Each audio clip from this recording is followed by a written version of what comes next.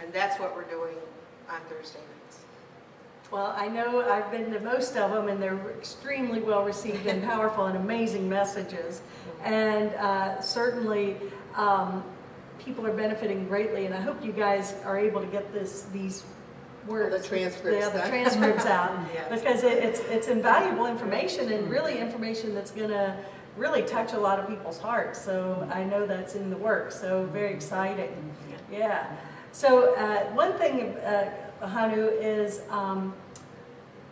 we've talked about names and a person's name, and maybe it's the family name or even your birth name, and how it really has a resonance. Talk about that and what you do with the crests, family crests and things of that nature.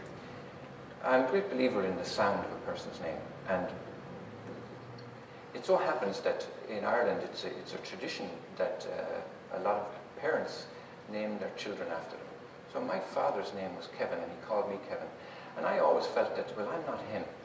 You know, why did he do that? And I think it's an effort at perpetuating somebody, or an effort at eternal life for somebody. And I think it's not necessarily fair. So for people who are not comfortable with their name, the reason is that they're not vibrating at that frequency. Because, you know, we bring everything back to frequency. And it's one of the reasons why I moved from doing the soul portraits, where I was focusing on something that was wrong with people, to move to something that was right with people. That's a jump in frequency. So when I realized that I needed to vibrate at a different frequency for my name, I asked Aingeal Rose, and she went into the Akashic Records, and what better place to go to find what is that name that you vibrate with? What is that divine purpose that you align yourself with? And she came back very, very quickly with the name of AHONU.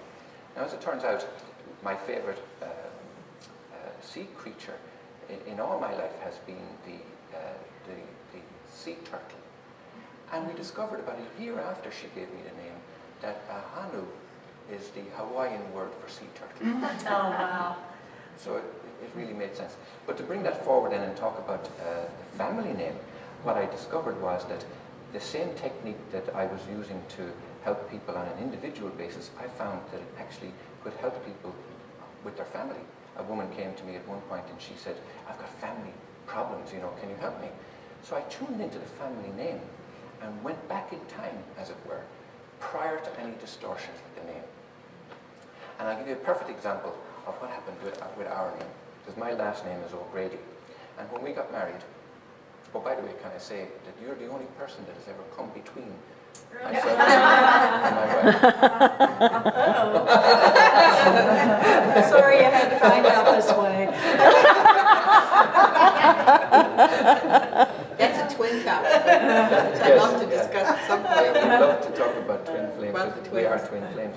But when she took on the name O'Grady, it's traditional in Ireland and the UK and a lot of European countries, and I know in some parts of the United States too, that the family name would have a family crest attached to it and would have a Latin inscription attached to it.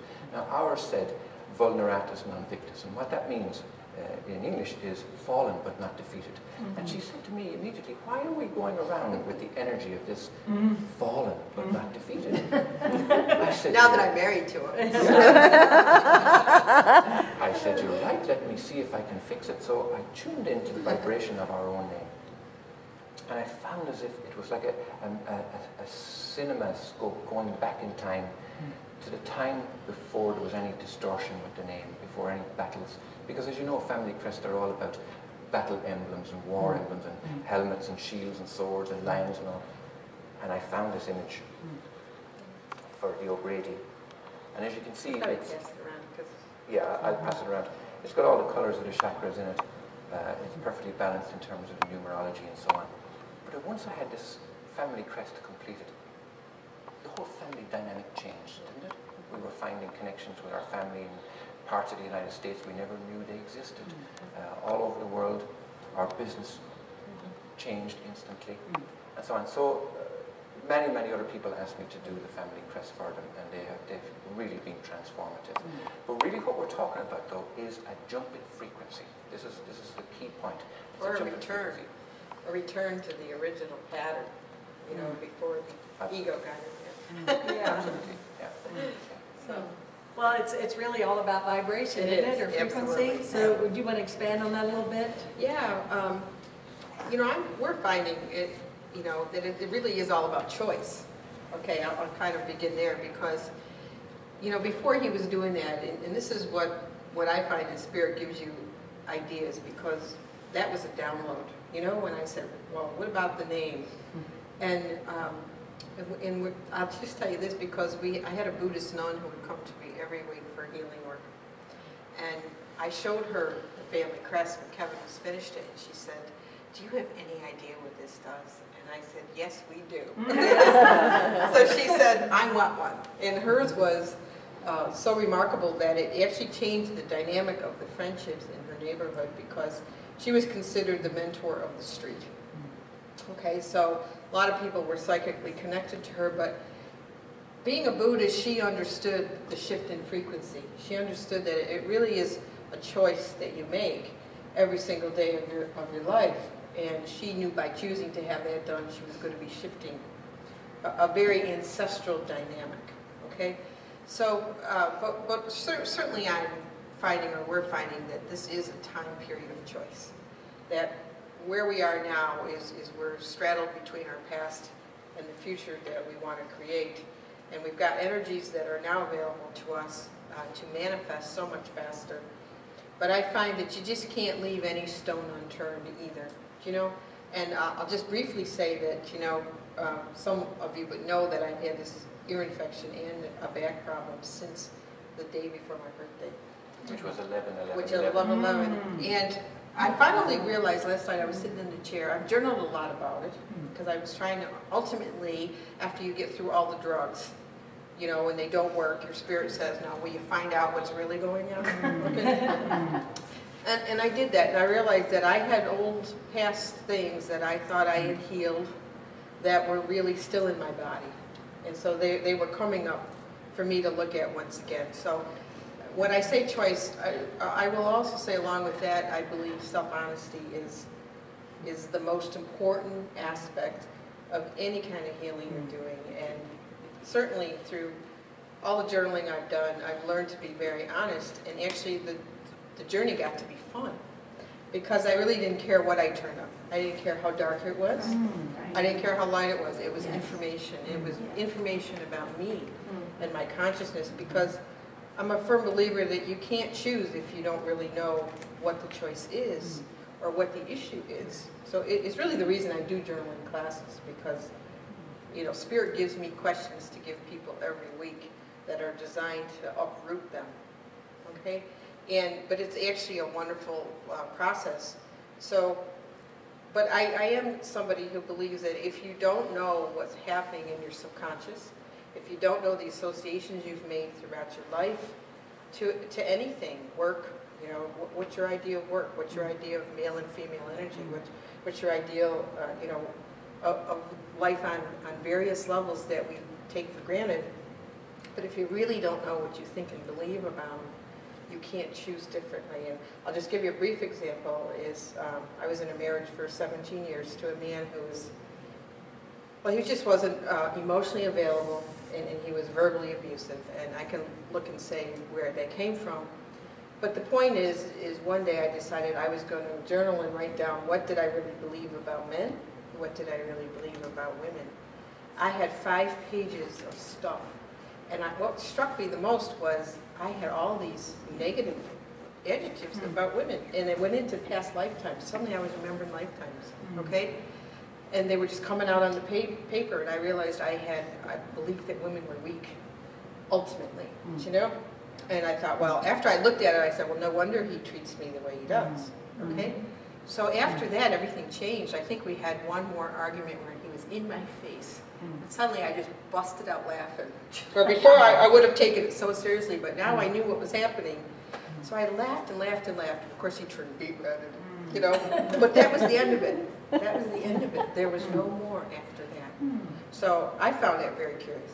But I couldn't have chosen, you know what I mean? I couldn't have made a different definition of what women are if I didn't already first see what I believed they were, and if I didn't explore that, I wouldn't know.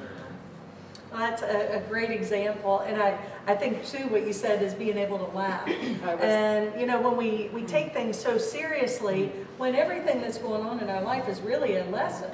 And if we can just learn to laugh at ourselves and say, oh my gosh, isn't that funny? And not, you know, giving it that emotion or attachment of like, oh, that's dark, he's bad, I'm bad. But rather just, this is a journey of joy in my mind. And if we're not joyful, we're not inspired, we're not in the spirit. So, beautiful example. Let me give you one more quick example. Please. Okay, because this I feel is important. My partner that I was with before Kevin, I had known this man for 8 years, and this was a man who really struggled with dark and light. I mean, you'd look at him one time, he would be the most beautiful Christed being, and the next second he'd be a demon. And that was how drastic it was. But anyway, we had the soul connection. You know, I knew him from other lives, and make a long story short, ultimately we ended up in a relationship, and he did commit suicide. Now, that was only 2 years before I met Kevin, and at that point I thought, I will never be with another person ever again. This is it, you know? But I realized at that point that the belief that everything in your life is going to go smooth just because you're spiritual is really an illusion people have. Because it really is how you respond to something that's the measure of growth. And that particular situation taught me so much. In fact, I went back to the cabin that I lived in twice since then, and I said to Spirit, I need to know, what did I miss? Because I had no clue. Even though I know he'd been suicidal in the past, I did not see that coming. And my guides told me he had the gun. I was in the cabin, he was outside. They said that he has the gun, you know. But, you know, not only did I have to learn to respect someone's decision, I also had dreams of all his progress after that and what he'd learned. So, I mean, it was a really enriching experience. And I know now to pay attention to people. In a way, when they tell you that they're down or depressed, you know, you don't ignore it. You basically reach out any way you can. But I wouldn't have learned that. I was in my own idea of what our relationship was. Okay? So that was a valuable experience as well. But in relation to choice, it was also part of the lesson to respect every soul's choice on what they want to do with themselves. Okay, so I just wanted to share that as well. That was, but some people would look at it, and the lady across the road would come over and she'd say, "Well, why did he do it in front of you? That has to be some weird karma." And I reviewed the whole thing in my head, you know, and I thought, well, I wouldn't have wanted it any other way, really, because I would have hated to be in the cabin and heard the gun go off. Do you know what I mean? So, but I certainly didn't equate that, oh, I must be really not as spiritually involved as I thought because my partner just committed suicide. Do you know? It was quite like, wow, isn't this an interesting new subject and experience to have? And you were obviously evolved enough to handle it and see the real meaning behind it. And I think that is so, from what I've learned and gathered spiritually, is everything has a purpose and a meaning. And if we focus on the form or what we think it should be or how it should be different, we're going to get upset. But our spirit is fine. And as long as we're staying connected to spirit and that of everyone else, all is well. It's this illusion that gets us all caught up. That's right. And so it really is. Two wonderful messages is that you know, we're here to be joyful, that we have a choice of how we respond. Absolutely. So, and you're a wonderful example of that. And I do think it laid the foundation for Kevin. That's what I was going to say. And then you manifested Kevin, your twin flame, which tell us a little bit about twin flames and what that is for you guys.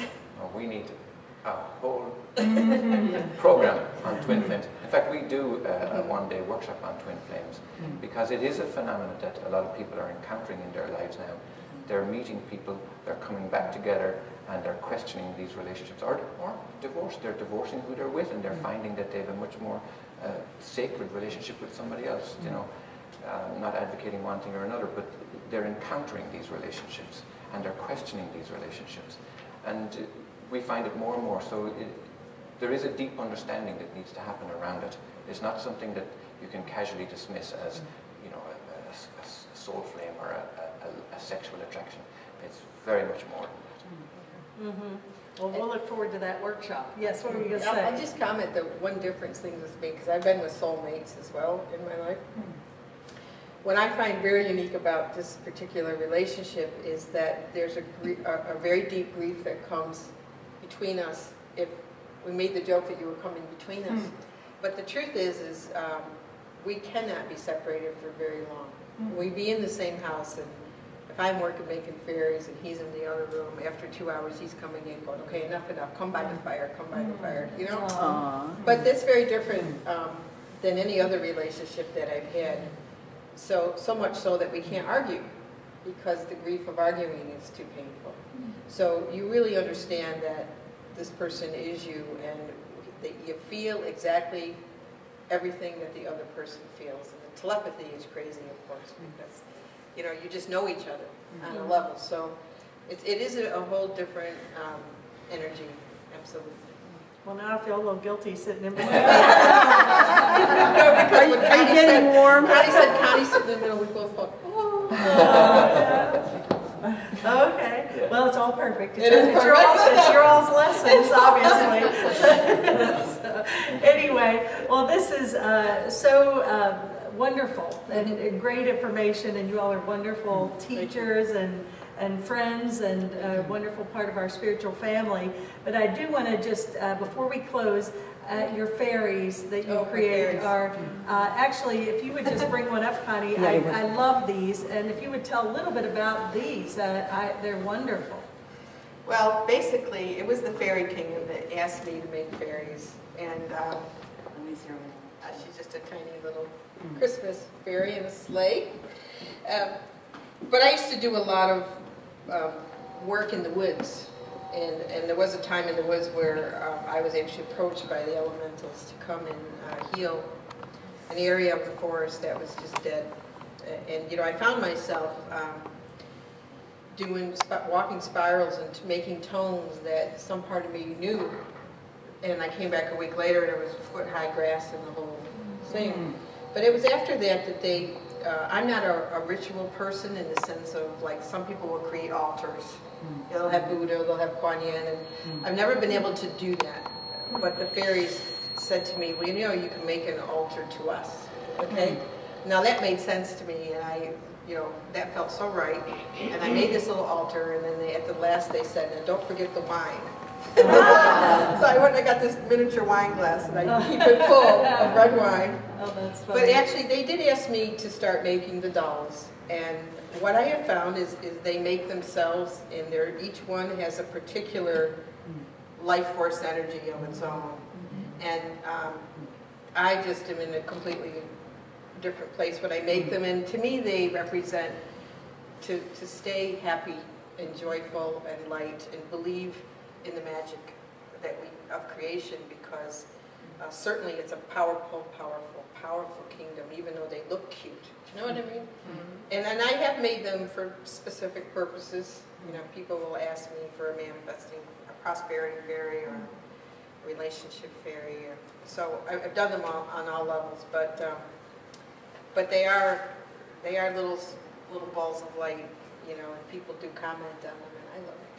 Well, they're adorable In my glory. and powerful. I mean, they make you feel good. Yeah, they Yes, do. That's they the point. do. That's the point. And one thing I'm really looking forward to is going back to your homeland and mine in May. I know you all are planning a trip to Ireland. Yes. So tell us a little bit about that, and we'll express this in just a second.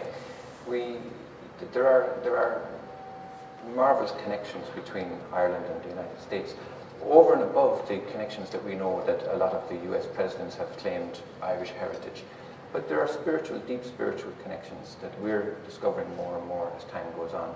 And people talk about, Atlantis being that whole area of Florida and connecting all the way to Ireland and so on. But there are ley lines that connect this country and Ireland as well. So when we're organizing a group of people to do a sacred sites tour of Ireland, which I think for American people would be a beautiful soul connection. It would be like picking up soul pieces, and they're always very, very exciting. They're always very beautiful ways to express or to feel the growth of awareness that's happening. Well, the land of Ireland is just amazing. I mean, it's so ancient and it holds such ancient memories. And when you go to Ireland, you definitely feel it. But what a lot of people don't realise, for example, is that there's a place called Newgrange in Ireland. It's about 1 hour northeast of Dublin. And it's 2,000 years older than the pyramids of Egypt. Wow. 2,000 years older. Plus it's fun. You'll go by a stream that's called Fairy Water. And you know, and the fairy wrasse are everywhere. And they're powerful, powerful pieces of land. So we have a very dear friend who's been a tour guide for many years. And we've enlisted his help to put a package together for us. He just had a child though, so it'll be delayed just a bit. He's in heaven right now with his new baby girl. Yeah. But you couldn't have a better person to give you the history, give you the all the spirit. He's a very awake individual, so we're looking forward to that because Ireland is just, it is enchanting. So if anybody is interested in signing up for that, we'd be delighted to take a group. We don't want it to be too big, obviously, because we don't want it to be cumbersome and we need to organise transport between the various sites and so on. So, I mean, I think a group of between 12 and 15 would be ideal. So if anybody's interested, do let us know. Good place to do a little golfing, too. Yeah. We'll be losing Charlotte. Yeah. Where's Charlotte? Where's Waldo? Sacred Sites Golf Club. Well, you know, one of my favorite books, Golf in the Kingdom. Of course, that's more from St. Andrews, but that's true in Scotland. Yeah. But it's been said, I don't know how true it is because I don't play golf myself, but that there are more golf courses per square mile in Ireland than anywhere else in the world. I believe it, So yeah. you're in for a real treat. I know, I'm But excited. do expect those fairies to mess with your ball. That's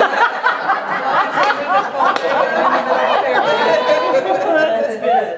So before we close, I want you to introduce this United States image that you've made for Crest. Again, you know, I have to express things by way of telling a story so that you understand where this is all coming from. And I mentioned about pictures having a profound impact on the individual. And then Aingeal Rose was talking about that Buddhist nun, for example, who had the family crest, where it had an impact on the entire street. In fact, the people, what you didn't mention was that the people on that street hadn't spoken to each other in 30 years. And as soon as she introduced this image, what happened the very next day was, I call it like a mini riot. They were all out in the street, they called the police, sirens were going, and within an hour, all it took was an hour, and they were all in each other's houses having tea and coffee and made up after 30 years. And that Buddhist nun attributed to the picture, that it dissolved the karmic imprint of the thing. Wow. So moving along from that, we were looking for a way that we could, again, help on a wider scale, on a bigger scale. And so we resorted to the Akashic Records. We went into the Akashic Records and asked, how can we help on a bigger scale? How can we use our talents and this creativity to help people on a wider scale? And she said, you have to paint the spirit of love of the United States of America. Now, I didn't know how to do that. I didn't know where to begin. But when I tuned in, I realized that I had reservations and fears about where this country was going. You know, its military policies, its fiscal policies, the whole global economic crisis. And I was very concerned. And it wasn't in a positive way. I was worried.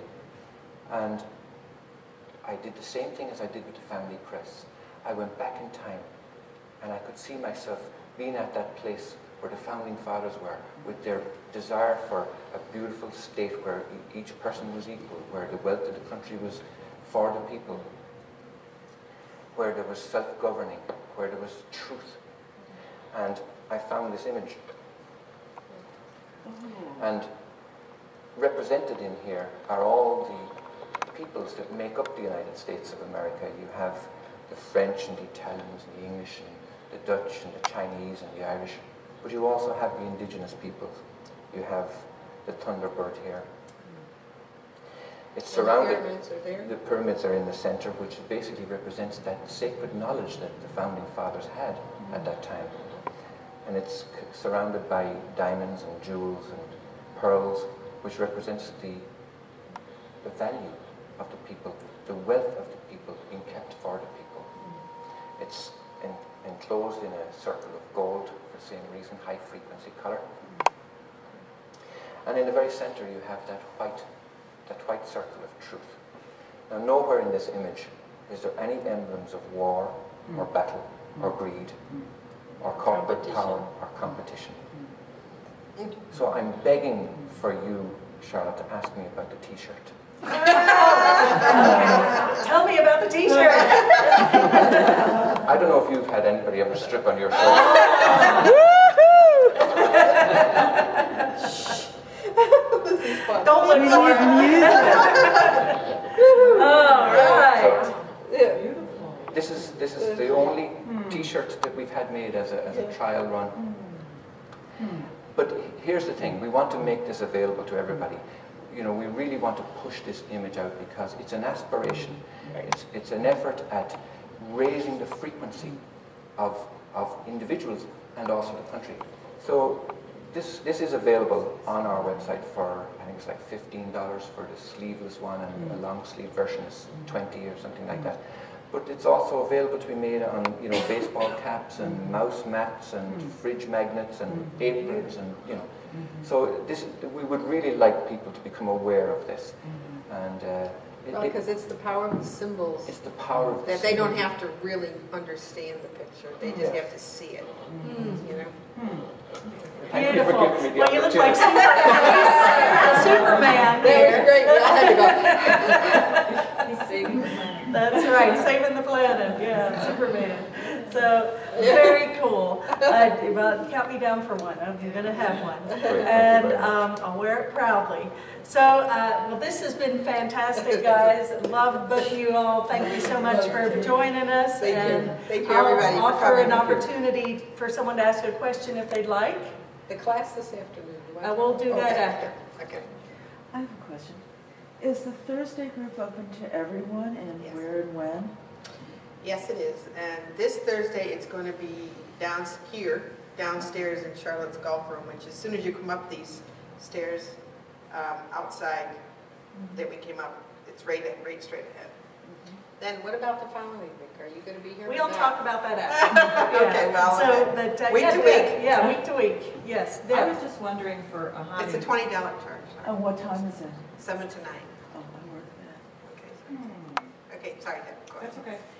Do soul pictures change depending on where you are in your life, like what age you are? Or, Yes, yeah. that's a good question. What I found from the soul portraits, and this was before I started doing the Spirit of Love project, the soul portraits do change. And a perfect example of that was a lady who came to me one time, and I saw very clearly the image in her was a cut flower. It was like a daffodil that was lying on its side. Beautiful flower, very, very beautiful picture, but it was a cut flower nonetheless. Now, she came back a year later for another picture. The same flower was in her energy field, but it was standing upright and firmly rooted. Yeah. It So was they a do beautiful change. example of somebody who had integrated some very profound spiritual lessons. But I wouldn't say that the Spirit of Love pictures change, Okay. because those really are that spark of God inside you. And they do connect to your contract or your soul, the reason why you're here. And I wouldn't imagine that those change. What happens though is people over time find more information in them. Yeah, that's true. Very cool. Yeah, Shonda Lee. What you're wearing for the United States, how about some car magnets? That's what I was thinking. You know, we really need Wouldn't we look like people. an official government car? Yeah, the seal of the United States of America would probably be arrested. But It's a great Oh, idea. greeting cards. That would definitely get some interest. Greeting cards, There yeah. you go. So that's a great idea. Okay, any other questions? Well, thank you all again. You're Thank welcome. you all for tuning in, and namaste.